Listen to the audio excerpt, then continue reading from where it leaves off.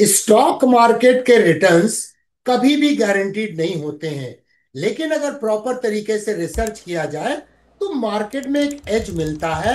लेकिन risk management को हम इग्नोर नहीं कर सकते। नमस्कार दोस्तों, मैं हूं बीके सिन्हा। आज हम एक ऐसे टॉपिक पर बात करने वाले हैं जो आमतौर पे आपको स्टॉक एनालिसिस वीडियोस में नहीं मिलेगा। आप अक्सर सुनते हो chart analysis, candlestick pattern, P ratio, balance sheet analysis, लेकिन क्या आपको पता है कि बाजार के कुछ हिडन सिग्नल होते हैं जो इस ट्रेडिशनल डेटा से बाहर मिलते हैं और इन्हें कहते हैं ऑल्टरनेटिव डेटा। ये डेटा कभी आपके गूगल सर्च से आता है, कभी यूपीआई पेमेंट से आता है, और कभी वेदर रिपोर्ट से, और कभी ट्रैफिक जैम से। मतलब मार्केट की कहानी सिर्फ एनुअल रिपोर्ट में नहीं लिखी होती, वो हम सब की डेली लाइफ में भी लिखी जाती है। तो चलिए शुरू करते हैं और देखते हैं कि कैसे ऑल्टरनेट डेटा हमें मार्केट समझने के लिए एक नया एंगल देता है। What is alternative data?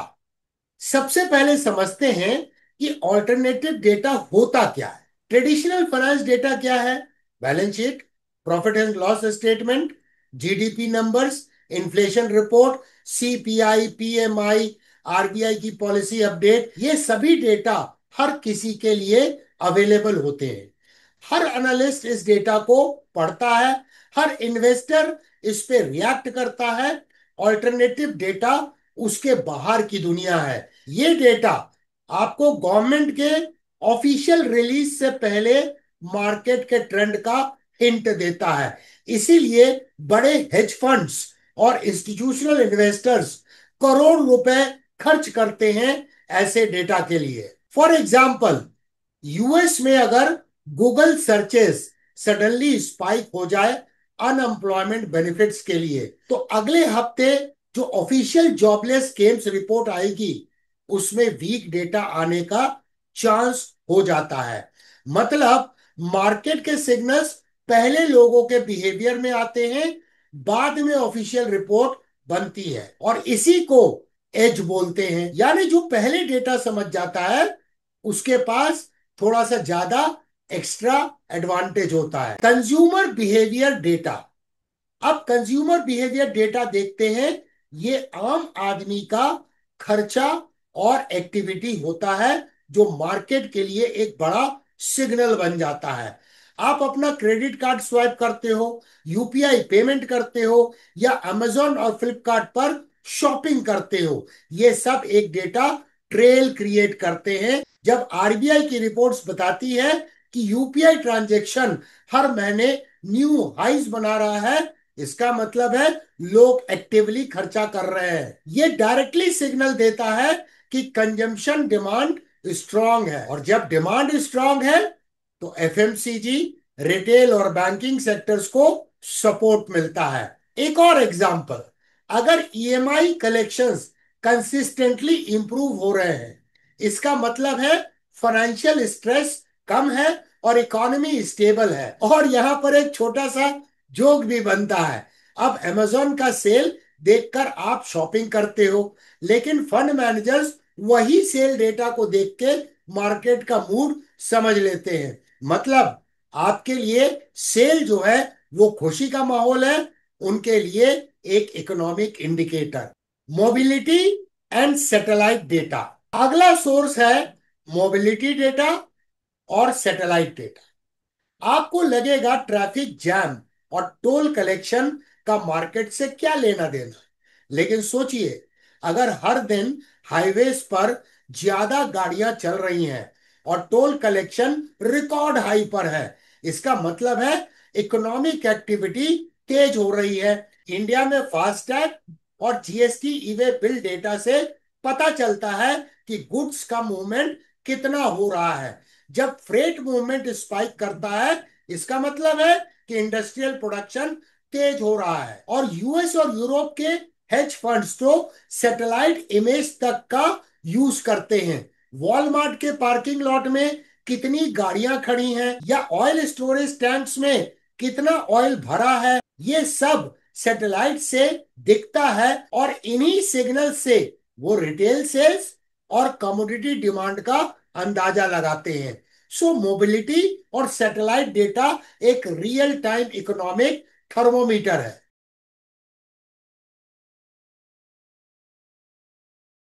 Weather and environment, India के लिए वेदर एक बड़ा ऑल्टरनेटिव डेटा है।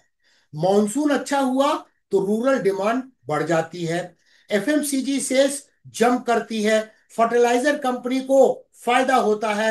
अगर कम बारिश होती है तो इन्फ्लेशन बढ़ जाता है, रूरल इकोनॉमी वीक हो जाती है और डिमांड स्लो हो जाता है। ये सब चीजें मार्केट को डायरेक्टली अफेक्ट करती हैं। फॉर एग्जाम्पल, आईएमडी की रेनफॉल रिपोर्ट से इन्वेस्टर्स अंदाजा लगा लेते हैं कि एग्री आउटपुट कैसा होगा। अगर बम्पर क्रॉप का चांस है तो मार्केट पॉजिटिवली रिएक्ट करता है। यूएस में भी हीटिंग डिग्री डेज और कूलिंग डिग्री डेज से इलेक्ट्रिसिटी डिमांड का एस्टिमेट लगाया जाता है। मतलब वेदर भी एक फाइनेंशियल सिग्नल बन जाता है। सोशल मीडिया एंड सेंटिमेंट, आज के जमाने में सोशल मीडिया सबसे बड़ा ऑल्टरनेटिव डेटा बन गया है। रेडिट पर गेम स्टॉप सागा या ट्विटर पर आईपीओ का हाइप, ये सब सेंटिमेंट ड्राइव करते हैं। गूगल ट्रेंड्स भी एक फ्री और पावरफुल टूल है। अगर गोल्ड प्राइस सर्च में सडनली स्पाइक कर रहा है तो इसका मतलब क्या है? लोग सेफ हेवन ढूंढ रहे हैं। लेकिन एक दिक्कत है, सेंटिमेंट डेटा बहुत नॉइजी होता है। मतलब अगर 10 ट्वीट्स पॉजिटिव है और एक ट्वीट नेगेटिव है तो कभी कभी मार्केट उस एक ट्वीट को फॉलो कर लेता है। इसीलिए सिग्नल और नॉइज में फर्क समझना बहुत जरूरी है। एग्जाम्पल के तौर पे देखें तो जियो के आईपीओ के टाइम पर ट्विटर बस पहले से ही हिंट कर रहा था कि डिमांड हाई होगी। मतलब कभी कभी लोगों की बात ही पहला सिग्नल होता है मार्केट में। कारपोरेट फुटप्रिंट्स, कंपनीज भी अपने फुटप्रिंट्स छोड़ती है। जैसे अगर इंफोसिस या टीसीएस एक साथ 1000 जॉब ओपनिंग नौकरी.com और लिंक्डइन पे डाल देते हैं तो उसका मतलब है डिमांड आ रही है और प्रोजेक्ट्स पाइपलाइन स्ट्रांग है। या फिर किसी फार्मा कंपनी के पेटेंट फाइलिंग्स सडनली स्पाइक हो गए, इसका मतलब है इनोवेशन पाइपलाइन स्ट्रांग है और अगले क्वार्टर्स में प्रोडक्ट लॉन्च हो सकता है। ये सब डेटा आपको एनुअल रिपोर्ट के बाद में मिलेंगे, लेकिन ऑल्टरनेटिव डेटा रियल टाइम में हिंट दे देता है। इसीलिए हेज फंड्स इसको इतना सीरियसली लेते हैं। How to use alternative data carefully, अब सबसे इंपॉर्टेंट सवाल है, रिटेल इन्वेस्टर क्या करे?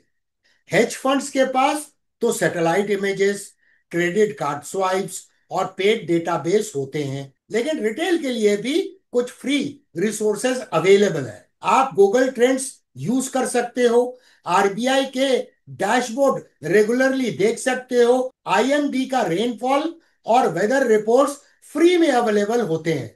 इंपॉर्टेंट पॉइंट यह है कि ऑल्टरनेटिव डेटा को हमेशा कॉन्फ्लुएंस के लिए इस्तेमाल करें। मतलब अगर आपको चार्ट भी सपोर्ट दे रहा है और अल्टरनेट डेटा भी पॉजिटिव है तब एज स्ट्रांग है। लेकिन अगर सिर्फ एक ही सिग्नल पर ब्लाइंडली रिलाई करेंगे तो गलती होने के चांसेस बहुत बढ़ जाएंगे। अल्टरनेटिव डेटा सर्टेनिटी नहीं देता, सिर्फ एक एज देता है। कंक्लूजन, तो दोस्तों आज हमने देखा कि मार्केट की कहानी सिर्फ कैंडलस्टिक चार्ट या पी रेशो में नहीं होती है। वो कहानी ट्रैफिक जाम में भी लिखी होती है, टोल नाका कलेक्शंस में भी, आपके यूपीआई पेमेंट्स में भी और कभी कभी आपके गूगल सर्चेज में भी। ऑल्टरनेटिव डेटा एक फैसिनेटिंग दुनिया है जो हमें दिखाती है कि बाजार हम सबके डेली लाइफ के साथ कितना क्लोजली लिंक्ड है। आप कमेंट में बताइए कि आपको किस ऑल्टरनेटिव डेटा पर एक डिटेल्ड वीडियो चाहिए। Google trends, UPI data, weather impact analysis of the market, मैं उस टॉपिक पर एक एजुकेशनल वीडियो बनाने की पूरी कोशिश करूंगा। और हमेशा याद रखिए, learning never stops with DK Sinha.